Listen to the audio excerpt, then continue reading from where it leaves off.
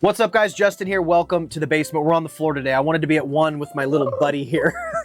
So I'm hanging out on the floor with him. Guys, this is American Movie. This is Coven.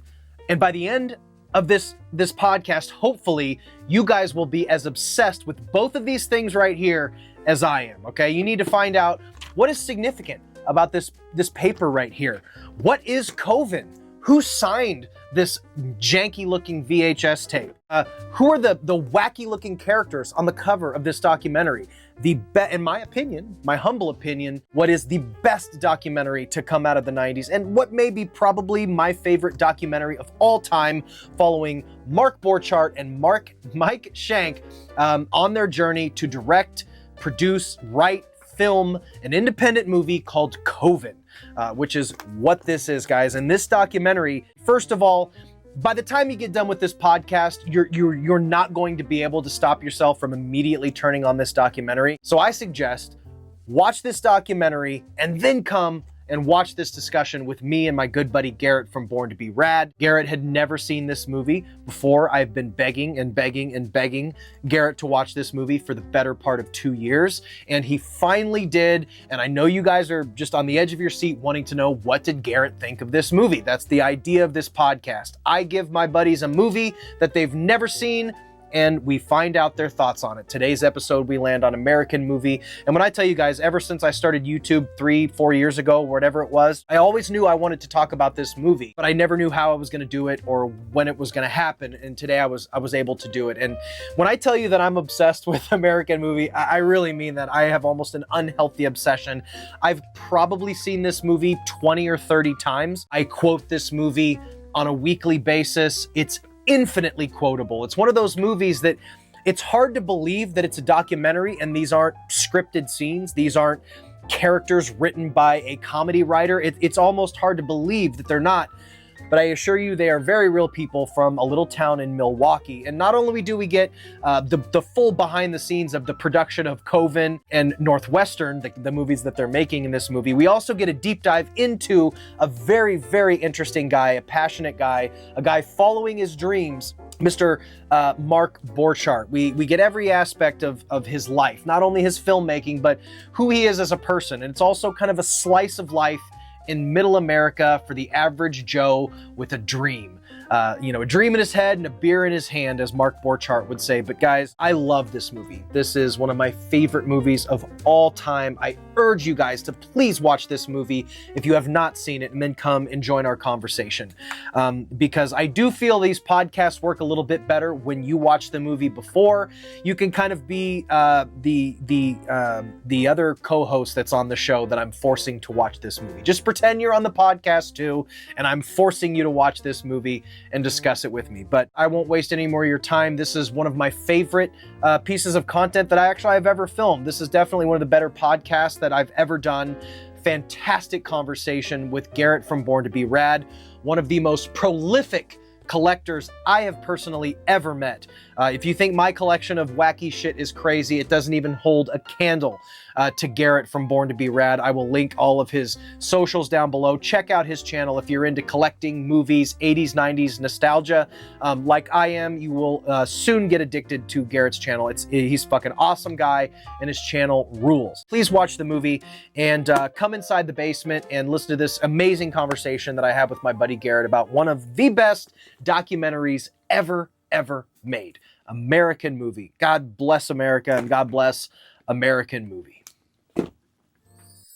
In the basement with Justin. What's going on, everybody, and welcome to Justin's Basement. And today we have a very special episode of In the Basement with Justin with my good buddy Garrett from Born to Be Rad. Rad dudes, rad pack. He's a busy guy, but he managed to carve out a few minutes to jump in the basement and hang out with me today. And me and Garrett, we have a little bit of history about this movie. I have decades of history with this movie, but we're going to dive into our our sort of journey with this movie, because this is a movie that Garrett's given me a little bit of shit about.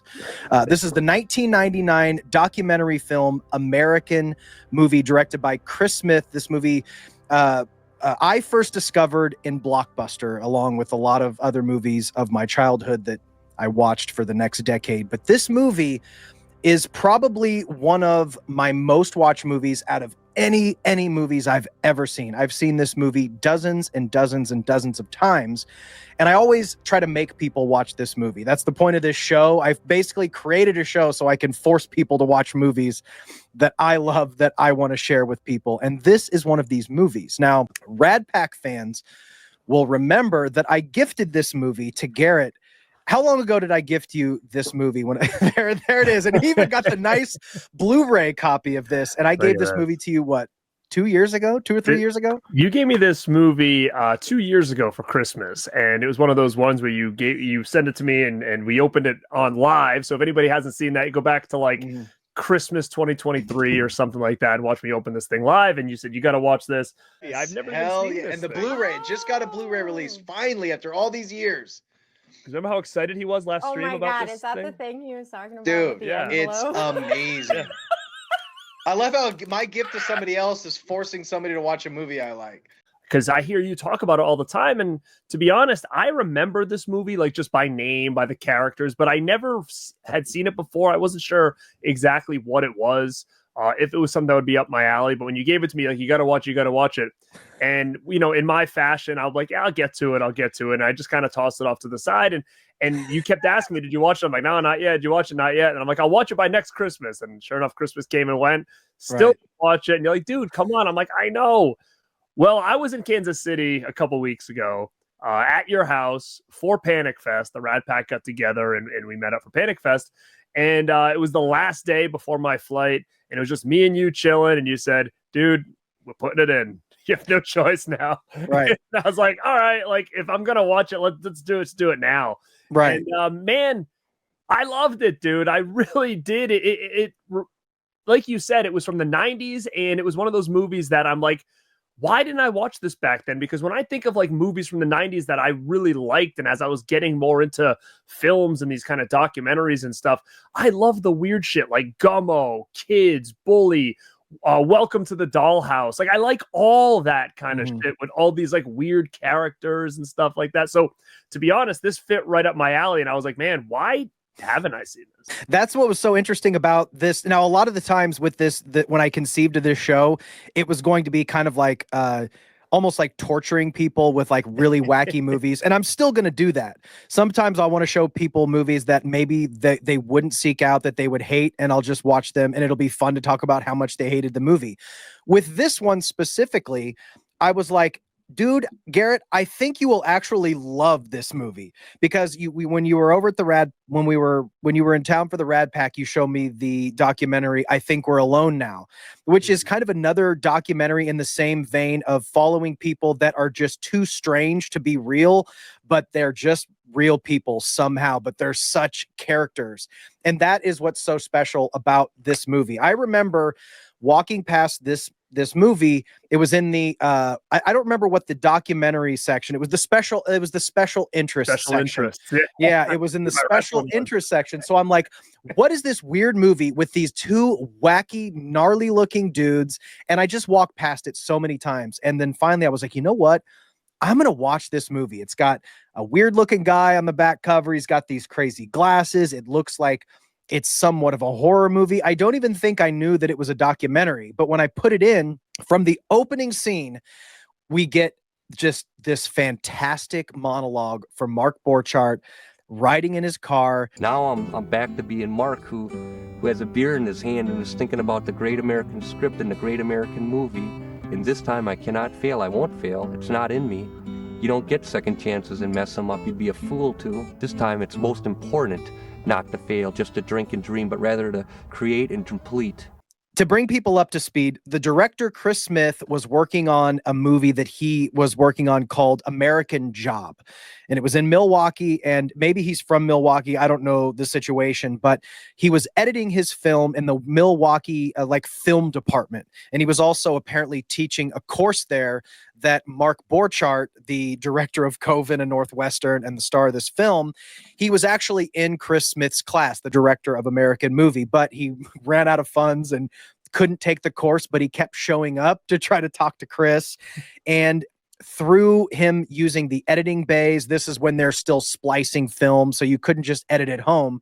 This documentary filmmaker actually had to go to this film school and use their editing equipment, and that's how he met Mark as he's trying to finish this Northwestern film. And he was such a character that he decided to just follow this guy. He's like, you know what? This Mark guy is such a fucking character. He's making a movie. I have to follow this guy and see if he's going to follow through with this movie and get it done. And without giving too much away, as wacky as Mark is, he's got dedication, and he's also got something called passion that we talk about a lot on this channel. And I think that's what I responded to, because Mark is hilarious. There's some corny dialogue that would make the Pope weep, and I've got to resurrect that, so to speak. He's kind of an alcoholic. Last night, man, I was so drunk I was calling Morocco, man. Trying to get to the Hotel Hilton at Tangiers in Casablanca, man. That's pathetic, man. Is that what you want to do with your life? Suck down peppermint schnapps and try to call Morocco at 2 a.m? That's senseless. He's got a drug addict friends. I have more stories like that I could tell you too. All kinds of drug-related stories. I could tell you, you know. So his parents hate what he does. He has no money. He's working at a funeral home. He's delivering papers. His main asset is really just his mouth, his talking. But what he actually can do, I think that he's just best suited for working in a factory, maybe. All while making this micro-budget film, shooting in black and white, and using his mom, his friends, his co-workers, anybody he can to try to piece together this movie called Northwestern. But halfway through making this movie Northwestern, he's like, fuck it, I don't have enough money to finish this. So I'm going to go back and I'm going to finish this black and white movie called Coven. If I don't make money back off of Coven, how the hell am I going to make Northwestern? I've got to make money back on Coven. So when I did these figures, 500, 1,000, 2,000, and 3,000 units, right? I said, check this out. Fuck this, man. I'm sorry for erasing that, but it's 3,000 units for 45 grand. Because if I don't get that 45 grand, man, I will not be shit. Which I'm sporting the hat right here. So that's really the bulk of the movie, is him finishing this movie called Coven. So when you went into this movie, you really didn't know what to expect. But did you almost like immediately fall in love with Mark and his character? Like, were you pretty much bought in right away?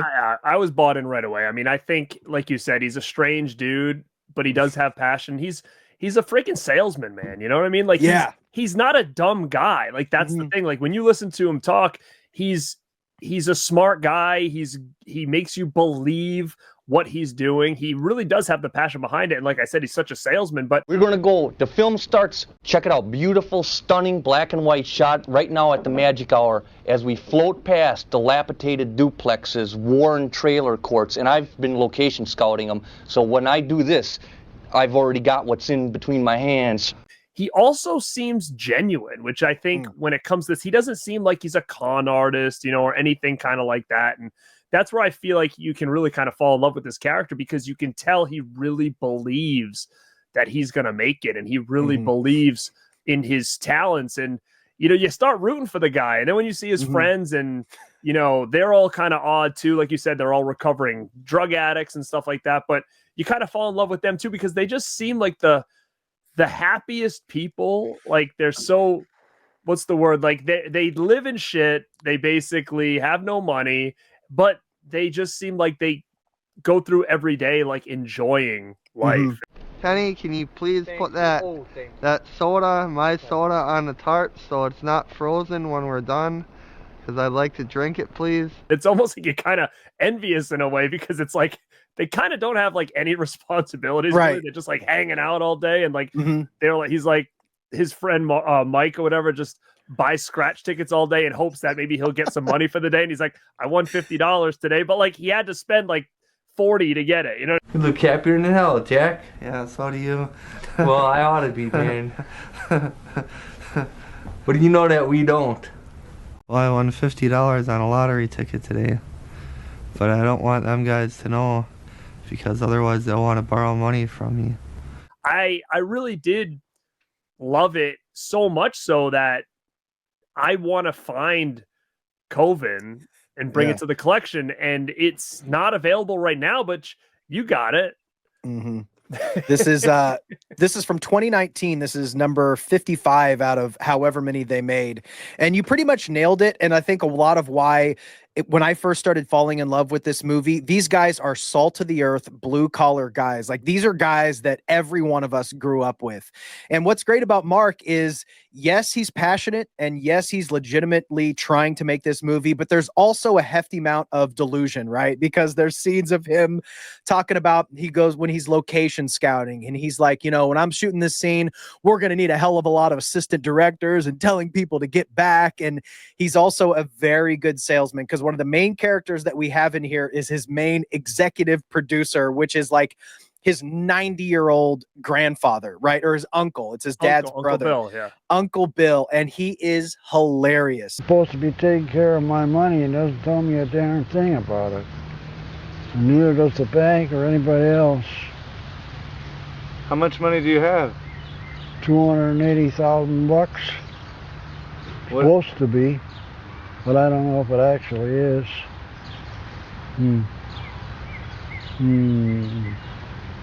This movie could have been very mundane, just a guy making a movie, but every single person in this movie is a complete character who say the most hilarious lines. So there's the only thread of the movie is him trying to make it. And we basically just get to hang out with these guys through these hilarious scenes. My name is Matthew Weissman, and I'm working on a film entitled Northwestern, and I'm doing casting for the film right now. Okay. Do you want to know about the film? Yeah, I do. The introduction, we meet Mark, and he's just opening all kinds of mail, and he's talking about all of his problems and his money problems, and he's getting hit with the bills from the IRS. And then at the very bottom of the stack, he gets a MasterCard, and he's like, kick fucking ass, I got a MasterCard. Your AT&T Universal card has arrived? Oh, God. Kick fucking ass, I got a MasterCard. I don't believe it, man. Life is kind of cool sometimes. Later in the movie, it's referenced like later that he's already ran up a bill and maxed out that MasterCard. Like, so he has like a good day after all. yeah. Like, life is pretty cool sometimes. And then we meet the guy Mark, and he's just, the way he talks is like, Mike. I don't know if he had a bottle of vodka or if I had a bottle of vodka, but we were drinking vodka, and I was just so happy that I found a guy to drink vodka with. And he just doesn't move his face. And he has that genuine smile that you kind of dude. With him. He's just so happy. One day I was partying in my basement, and I always used to get like pissed off inside because I would want to party really heavy and no one else would, you know. And then all of a sudden Mark came over. It's either I had a bottle of vodka or he had a bottle of vodka, but anyway, we were drinking vodka, and I was so happy that I found someone who would drink vodka with me, you know. And then Mark would drink vodka with me all the time. Doesn't really work or anything, so he's just down to help Mark do whatever he needs to do, whether he's like dressing him up in a cloak for some like ritual scene in the woods. But the thing about Mark is everything he says is hilarious, even if it's unintentional. He's like really well spoken, but he is a great salesman, like you said. Because he's basically getting other people to finance his movie through his dad or Uncle Bill. Bill traditionally is quite close to his money. It's quite a challenge to pry anything loose from him. Mark, on the other hand, has, if anybody, the ability to pry it loose. There's that great scene with Uncle Bill where he's like, oh, here's the stars that want to be in your film. And he's like showing him headshots of hot chicks and shit. Show you something, William.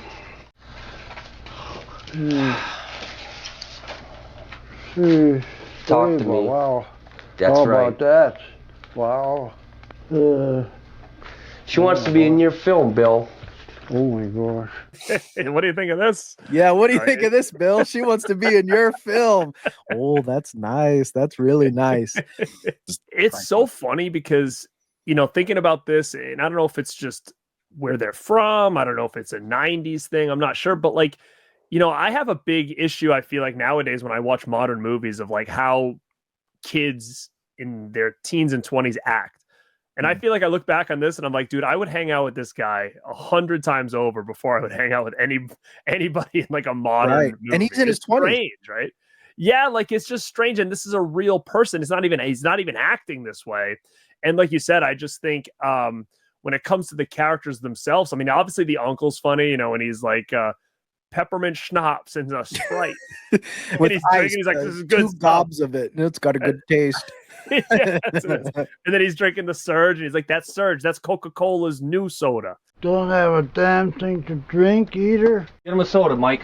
Here's a soda, Bill. No Don't thanks. spill it. That's brand new soda from Coca-Cola. It's called Surge. Yeah, that came out, you know, like everything about it, I love it. And I like that when they go back to COVID, they actually show you them making it and like, you know, behind the scenes stuff. And there's that one cool scene where he's got that actor and he's barreling his head through the cabinet and they're trying to like put it through. Oh man, you all right? Dude, you missed that scoring, man. You crazy too, man. You too. All right, hold on, man. Hold on. Cut. Oh, dude. You know what? I'm sorry I tried to put your head in this. It's funny to see the backstage stuff and like how prepared yet unprepared he was for this. Right. And all these people that had bought into, you know, his vision and they're just doing whatever he says to do. Mm-hmm. And like you said, he's wailing some dude's head into like a cabinet about 6 times before he stopped and been like, oh, sorry, dude, that cabinet was too hard. You know? That scoring, man.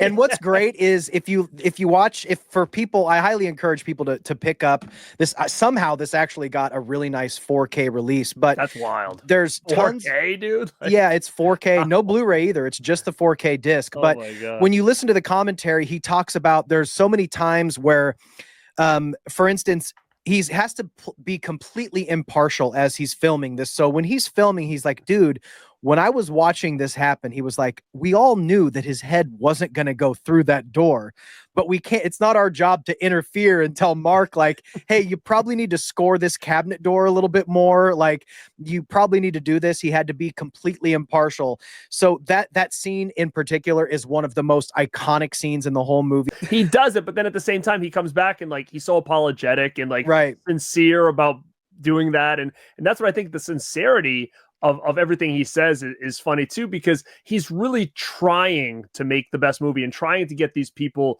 to do their best. Like that one scene where the two people are arguing and he's sitting outside. He's like, they're ruining my lines, man. He's like, I'll show you how it's done. He goes, he's like, this damn phone bill. Yeah, and he's like going nuts, you know? And I'm You're like, making a mockery of my words, Mike. I'm going to go in there flying. They're making a mockery out of my words, man. This whole thing is turning into a theatrical mockery. Do you understand that, Mike? No. Well, you will. I'm going to go in there flying, man, and read this fucker like it's supposed to be read, because I've had it. You stupid fucking bitch! This is 186 fucking minute phone call at goddamn prime time. I paid the fucking bill! The fucking 132-minute fucking phone call on goddamn prime time. And he's like drunk. You can see him drinking the whole time. but he was like so like passionate in that scene, like how he wanted it done. And then like, you know, there's other scenes where he can make other people really believe, like that one scene where he's like, Mom, I need you to come out to the woods with us, like, and do this. And she's like, I can't, I got stuff to do today. He's like, oh, I'm doomed then. I'm doomed. I'm doomed now. You know, and then finally she's like, okay, what do you need me to do? You know, like it's great to just hear him because he knows he's on time crunch. He knows he's got limited money. It's like, so when he has people there ready to go, it's like, there's no stopping him from getting what he needs done. And then, you know, his interactions with the couple people, because he knows what he wants, but when he's the actor and other people have to do it, he's like, you know, kind of mad. Like, did you make sure you got me in the shot? You know, like he's really on top of that. It's an inspirational story, you know, based on how it kind of comes out. And it's definitely one of those movies that you'd want to watch with friends and recite things. And the reason I really feel that way is because it does remind me a lot of these other movies that I explained before that I really was into, along with that documentary. I think We're Alone Now, like we talked about before. And when we were watching it and your sister called you and you're like, oh, we're watching American movie, she starts reciting the damn thing. Oh, right? yeah. So it's like one of those movies that I feel like there's so many things that you can come back and talk about. Like that one scene where he's bathing his 90-year-old uncle in the bath. And he's like the one thing he's like, oh man, like look at that toenail, man. That looks like a science It's project. like a science photo. That's a wicked ass toenail, dude. The whole Whoa, that toenail's more than a 1/4 inch thick. I know. That's a science photo. Science photo? Yeah, they could use that in science class. Science class? Yeah, that's what's so great, because the whole theme of this movie, it is inspirational. That's why I always talked about the passion, but it's like it's like every ingredient that you need for success. Passion with a little dose of delusion, right? Because he doesn't really know, he's not quite aware of his limitations and his own quirkiness. But you said something earlier that was kind of important too, is that even though he may be a little delusional in his abilities or whatever, the movie may be a little silly, he's not trying to get over on anyone. Like, he may be asking money from his uncle, like $5,000, but he's not trying to like take that money and use it for anything else other than that movie. He's not trying to like swindle people to get like, rent. you're going to get your money back soon. Yeah. Like, his priority was he's going to pay this dude back before he even sees any revenue from this. And within weeks, the film will be cut, finished, mixed, throw it an optical track on the release print, get it onto 3/4 inch, bump it down to 1/2 inch for multiple sales. What do you think about that? Multiple sales to who? To the buying audience. We're selling 3,000 units. Who's the buying audience? Bill, man, we're selling 3,000 units at $14.95 each, which is a return of 45 grand. Pay for the damn film, get the 3 grand back, pay everyone back, take the profits. That'll be the day. That'll be the day. And you know what? I'm going to bring over a bottle of wine, man. You have a preference? That'll be the day. Red or white wine? Red or white? Red or white. Yeah, now you're thinking. I think that it ended up happening. Like, he ended up getting him the money back or whatever. But it's one of those things like, yeah, like, he didn't make much off this movie because he had to pay this dude back the 3,000 or 5,000, whatever he lent him and stuff. And it's not like he was trying to be like, oh no. And then once it was all said and done, he paid him back this, that, and this. He's like, all right, man, we're on the next project. I'm just going to need 50,000 this time. You know, like, it's going to be a bigger budget. And he's trying to sell it again, which again, the uncle's not totally against, because he's like, okay, well, he did it the first time and gave me my money back. Who's to say he can't make it happen again? Which it's not like his uncle was like, absolutely not. Like, 5,000 he's so dramatic. 50,000 is a big, right? He's so dramatic too. He's like, Bill, when you're sitting there and you're lying there in the casket, man, you got to think, I am here because. And Bill's like, I'm here because. Like, he's using these hardcore sales tactics. And he also has Bill in the movie himself. But one of the things that made this movie stand the test of time, I think, is if it was just a silly movie about a goofy guy making his little movie, I don't think it would have been as impactful. But the filmmaker got so much footage and he had such access to other aspects of his life that it's also kind of a slice of life in everyday, like, Middletown America. Because you're talking about a family, his parents were divorced, they don't get along. You know, the brother has his weird relationships. You're seeing this old man who lives in a trailer who most people would just walk by and not give two shits about. But the filmmaker, we actually go inside Uncle Bill's and he's like, what's your story? And he starts talking about his life. We learn who these people are, like, in essence, aside from their relationship to Mark, who they are, you know, who Mike is. He tells his drug stories and his journey with addiction. And then they don't just focus on the movie making stuff. There's that scene where they all pile into the car and go pick up his buddy from jail. And I think it's so funny because his buddy gets in the car and is like, oh man, a lot of people involved here, because he's got Mike, he's got the camera crew, he's got everybody picking him up from jail. So you really are like getting dumped into these guys' everyday lives who don't seem to do much but help Mark out. But one of the greatest scenes and one of the things I thought was most interesting about how the filmmaker approached this is, and it's one of the funniest scenes in the movie, he's trying to get Uncle Bill to just say, it's all right, it's okay, there's something to live for, Jesus told me so. Look at you remember the whole thing. Those are the whole lines. And he's got his recorder, 37. He's doing a billion takes, and he's like, I didn't get it. You got to go again. It's all right. It's okay. This is for the shits and for the birds. This is for the birds. Did it before, you could do it again. Okay, this is take 8. It's all right. It's okay. Okay, that's fine. You got to watch your teeth too, because they clack a little bit when they loosen up in the mouth.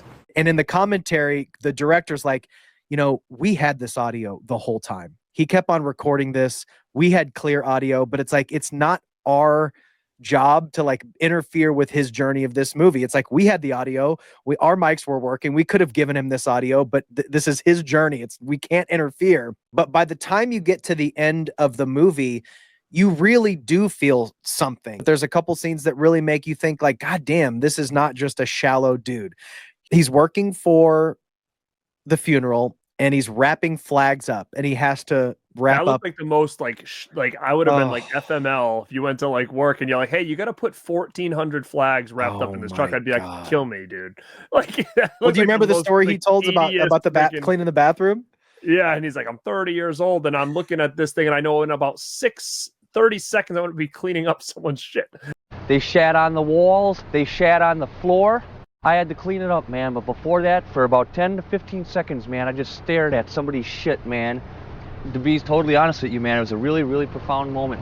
So I was thinking, I'm 30 years old, and in about 10 seconds, I got to start cleaning up somebody's shit, man. But that's a lot of people. We're all like doing our jobs, working these 9 to 5 jobs, and in our free time, we're doing the Rad Pack and we're making videos. Like, everybody, you don't know what anybody else's struggle is. If you walked and if you were working at a gas station and Mark Borchardt came in and got some gas in a candy bar, you'd be like, ah, God damn, that guy is a fucking loser. But you dig into his life, and he has such a rich life with friends and hobbies and passions and dreams like everybody else. So these silly scenes where he's talking about picking up shit actually has a little bit of meaning to it.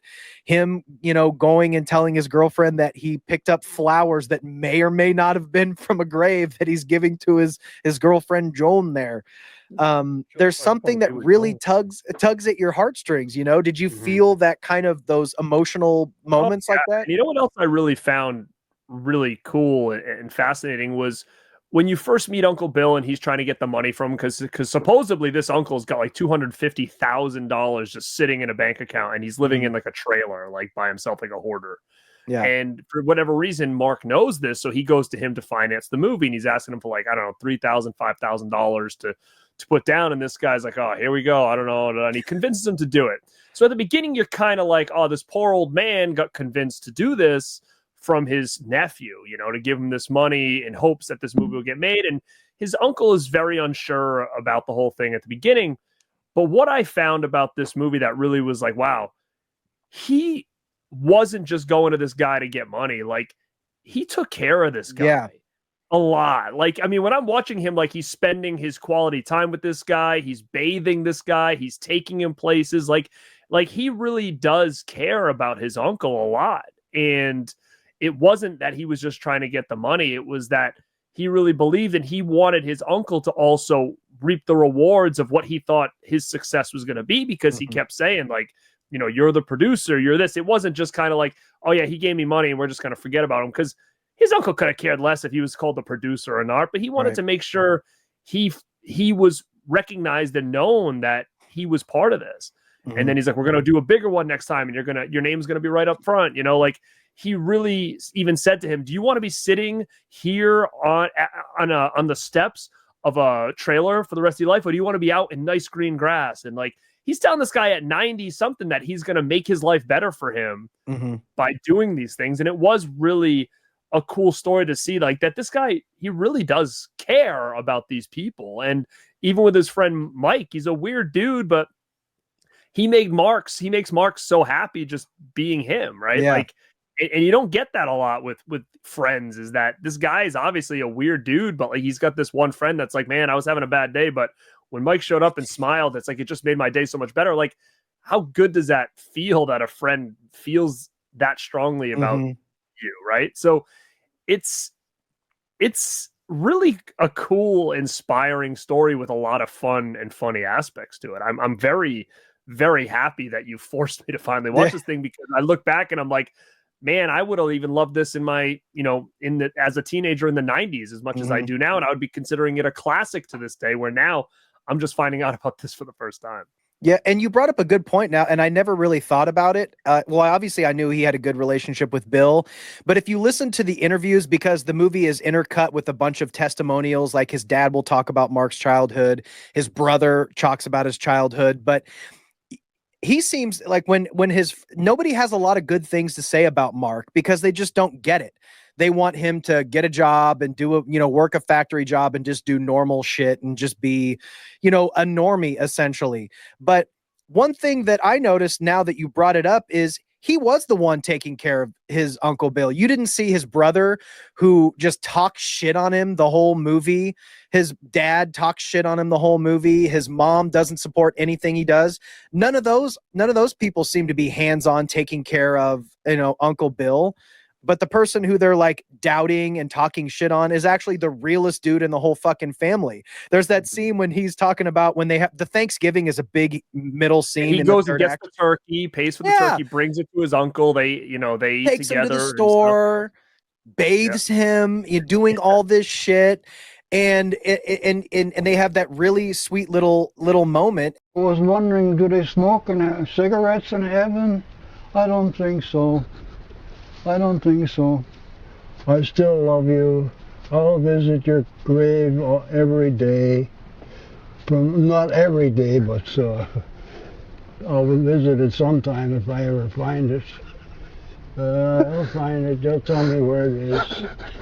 And that one scene where Mark's like, yeah, my mom and my brother are somewhere having a very sterile dinner, having very sterile conversations about very sterile subjects. And it's like, it's true. Like, I think we as people relate to this because we are probably that quote unquote black sheep out of our family or group where we're not the ones just being an office drone or doing this shit. We're setting up wacky shit in our house, following our dreams, I don't know why I'm swinging this thing around, but following our passions and following what we are interested in, rather what other people would envision that somebody should be doing. You know what I mean? 100%.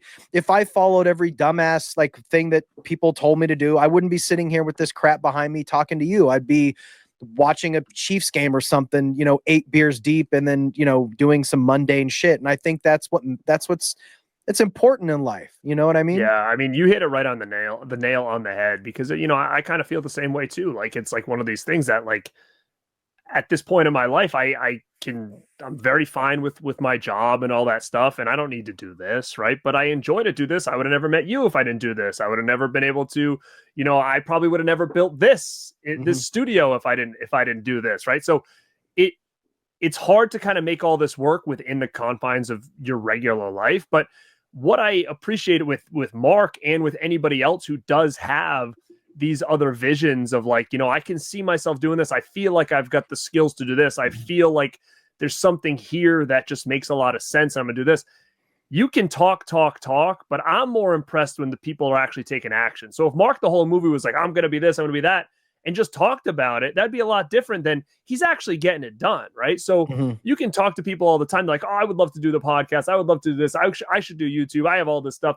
Cool, man, but you got to do it, right? Like, and that's where I think really sets people apart is the action is following the words, right? And he didn't have cell phones. He was having to use film and go to editing bays and shoot this on a real camera and stuff, So that's what I can appreciate because I'm sure based on how he is, how he grew up, the place he lives, the easy answer for a guy like that would have been like, hey, go work at the convenience store or go do this or go do that and just get by and pay your bills.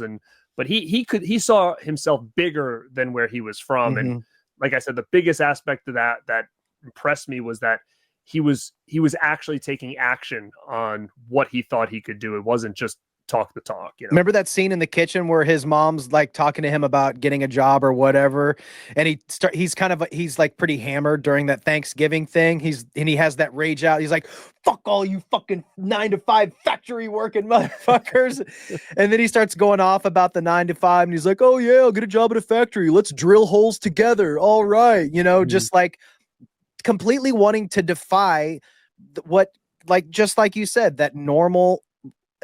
That normal existence, and that especially in that little town, you can tell there is not many people doing big things in that little town. What I mean? It's hard though because a part of you was kind of like maybe he should have did that to at least so he wouldn't be racked up with all this debt. but then it's one of those things like you have to kind of make both work. So so one is going to take over the other. So could he have kind of done both? Maybe, but I mean, I guess it depends on what he needed to do to get these things done. Maybe it would have been smarter for him to kind of try to juggle both, but that wasn't the case. He was putting all his eggs in this basket. But at the same time, he seemed pretty positive, and all of a sudden he's like, oh, my phone due, but it's really cool of them. They extended it till Friday. You know what I mean? Like, he has no idea when that money's he's gonna have the money to pay for this. But in his head, he's like, they gave me 3 more days. All right, I'll have the money by then. From where? Who the hell knows? Yeah, it's like an IRS bill is like, what are they going to take? My fucking Night of the Living Dead book? I just borrowed $20 for gas money from my mom. He goes, I owe this. He's like, they're going to come take my stuff. What? My Night of the Living Dead book. Yeah, dude, it's so funny. IRS comes, like, actually, I have over here. Like, they give me this Return of the Living. Return of the Living. Is that the book that he had? That might have been it. No, this just came out. Well, by the end of the movie, which you can't really spoil a movie like this because the movie exists moment to moment, and there's no way to sell this movie. You just have to watch it to experience it. But the end of the movie is actually so incredible because, like you said, man, he doesn't just say it; he fucking does it. He finishes Coven. He has the premiere, and Bill actually gets to go to the premiere. He brings Bill to this local premiere at this local movie theater, and you can see Bill is overwhelmed with emotion. Like, he's like weeping in front of the thing. He's like, oh my God. And Mark was so proud on the stage. And by the end of the movie, you feel so good by the end of the movie, And I like how he talks too. Everything's man. Yeah. Man. Yeah, I love it. Yeah, man. I'm just gonna have to take my mom out to the wood. It's just one of those things, Yeah, there is so many. Seriously, if there's no one out there, man, that I didn't bring up right now, man, I appreciate you so much, man. I want to thank you. I wouldn't be able to do this without you guys. Like, yeah, I love it. Oh, he's so good. And he kind of went to have, like, when this movie came out, he got medium famous. He did a few appearances on David Letterman. So there's some great appearances from him and Mark for a long period. Oh, yeah. He actually got kind of famous, kind of like Harmony Korine. Like, David Letterman was pretty up on having those quirky directors on back in the day. So for a while, he had like a radio show that he was doing, and I think he still does radio shows. There's a few great later years. Unfortunately, Bill passed away towards the end of the movie. I guess I forgot to mention that. He, like, pretty much during filming of the movie, right after the premiere of Coven, Bill does pass away. So he was able to experience that before he passed away. Mike Shank, unfortunately, passed away a few years ago. But there's, if you go on YouTube and search Mike Shank, there's some interviews of him, like, shopping at record stores in his later life, in his 50s, like 10, 15 years ago. So you can kind of see whoa, sorry about that, Pete. I just scared my dog. You can see what he was up to, but unfortunately he did pass away. But I highly encourage people watching this movie. And Garrett, I'm glad you finally, I knew you would like this movie, man. I really, really did. It's a feel-good movie, man. It's weird because I honestly, like, I'm so weird when it comes to movies. Like, there's movies that people like, you're gonna love it. I watched it. I'm like, everybody loves this movie, sucks. But then there's like something like this. I'm like, I love this movie. So I have very weird taste, I think, when it comes to what I enjoy. But this definitely was one. I mean, again, another one I'll throw out there, like, that kind of has the same feel. Like, I always love The Room. Like, I know we've talked about that one before, but there's something about these weird characters that I just really like to watch. It's I don't know what it is. It's something, but yeah, man, I thank you so much for buying me this, number one, because now I got it in the collection. Thank you for forcing me to check this out at your house, because since I watched it at your house, I've already watched it another 2 more times since then, and that was only 2 weeks ago. So it plays as funny as like a hilarious comedy. It truly is that funny. And it's one of these movies that I'm like, I'm going to watch this again, because as soon as I see my brother, I'm going to be like, dude, we're going to watch this. Right. Because he hasn't seen it either. So it's one of those movies that it's like, you want to show people because it is such a trip, Yeah. Dude, I'm so glad you liked it. And now, I'll have to insert that clip because did I bring my paper? I got my when I ordered my stuff, I was pretty proud of this a couple years ago. Oh yeah, you've always And shown me this that. is why the lore of this, me and you, is so funny, because I kept talking about how good this movie was, the passion about the movie, blah, blah, blah. And I showed about how I ordered this Coven directly from Mark Borchardt, and he gives these little papers where he goes, you know, thank you so much for your Coven merchandise order. Your support and enthusiasm helps make all this happen. Be sure to live life to the fullest each and every day and continue making your dreams come true. Best wishes, signed Mark Borchardt. And I remember showing you this a couple times, and there you're like, there's that damn paper again. What the hell is that paper? I know. You just built it so high, and you kept every time we did a show about something, it would get brought up, and I'm like, we would be doing like our favorite collectibles in our collection. Our favorite, and like the paper always kind of made an appearance, so I had to get myself a paper because I just felt like I just felt like there was something so strong about that paper, but now it makes so much more sense, you know. And I'm like, dude, it's just it says Coven, and then you said, no, that's like oven, man. It's Coven. So now you got to get your own paper. And I will say, support Mark Borchardt. You can follow him on Instagram. And if you go to his website, I'll link his website down below, because every once in a while, a couple times a year, he restocks the VHS he restocks hats, t-shirts, and the VHS. So they do sell out quick.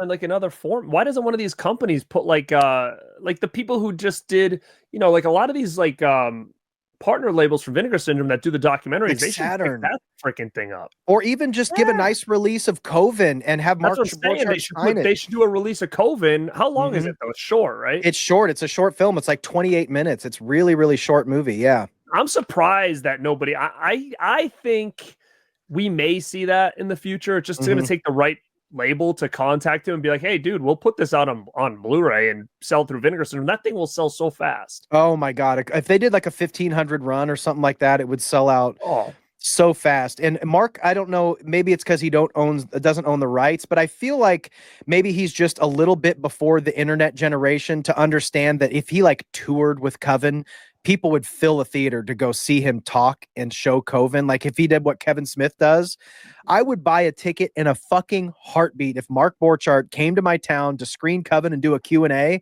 like, oh my God, he could. And if he did conventions, like I even feel Tommy like Wiseau does that and it sells out, right? So yeah, he's leaving money on the table. So maybe we need to hit him up, and I would love to interview him. So maybe one day I would love to have a conversation with him. You know what, dude? We're in a day and age right now, and we've proven it. I just did 2 interviews this week with directors that I didn't think I'd ever talk to, right? But yeah, we live in a place like if this dude is active on any social and you shoot him a message or an email or whatever, like there's like probably a 90% chance that you get something back from this guy. Yeah. I mean, I don't think his inbox is flooding with stuff. And I mean, if he knows you want to talk or whatever, like, or at least throw it out there, like, hey, you should contact, you know, this label. They put out a lot of documentaries and, you know, they give him a new life. Like, you know, who knows, right? So he's done a couple horror movies too, as an actor too. So, you know, there's a lot to dig into. If you go to his IMDb, he's done a lot of low budget stuff, but I'm so glad we got to talk about this. This is one of those movies that once you see it, you just have to show people and watch it with people, because it's just, there's something so special about it. So I'm glad we got to finally talk about this movie. Garrett, do you want to talk a little bit about all the stuff you do? You got a lot of stuff going on all the time. So yeah, you guys can follow me over at Born to Be Rad on all social media platforms, YouTube, Instagram, TikTok, Facebook. Follow me there for all different kind of content. I just did some stuff over on the Born to Be Rad channel. We talked about some old school DVD grails that I picked up. We talked physical media. We talked collectibles. I just did an interview with the directors and writers of a movie called Freaky Tales, which we saw in Kansas City. And I was talking to Mel earlier, and her and I are on the same boat with this. I think Freaky Tales is probably my favorite movie of 2025 thus far. And I'm not just talking about the fest. I'm talking about in general. It's one of those movies that I think doesn't come around often, and I highly recommend people checking it out. And if you want to get a little bit of backstory with the directors, you can go check that interview out on my channel. You and I are also part of the Rad Pack podcast, and if you want to follow us on all audio platforms, follow us on YouTube at Rad Pack Pod. We just did an interview with the director and an actor from a movie we just saw called Marshmallow, which is a summer camp slasher, and it was a fun ass interview, man. I mean, we like the movie. We think summer camp slashers are great. If you like that kind of stuff, definitely check out the interview. We don't spoil anything in there, but it was a fun time talking to those guys. We had a blast doing it. So definitely follow that channel as well at Rad Pack Pod if you want a little bit more in me and Justin. But man, it's been cool. It's been a while since it's just been you and I doing something. So it's definitely cool to kind of banter back and forth here. Hell yeah, man. I will link your channel below. I'll link do you have a separate store? I'll link all your stuff down there. Merch store, your channel, Instagram. I'll link all your socials down there. We do one show a month. If you go to my Instagram, you can just get like my I have like that one link that has everything in there. So Perfect. I'll link that down below. And yeah, check us out and definitely check out the interview we just did with the Marshmallow Director. It's a great movie, great interview, dude. And I'm sure we'll do this again. Maybe I'll find another movie to force you to watch. I'm getting ready to force your other co-host, Cody, from your show Rad Dudes. We are going to talk about a couple of biker movies right when I get off the line with you. So yeah, good shit, dude. Thank you so much, man. And we'll see you all in the next one. Thanks for coming to the basement, my dude. You're welcome, man. Peace. That's it, bro.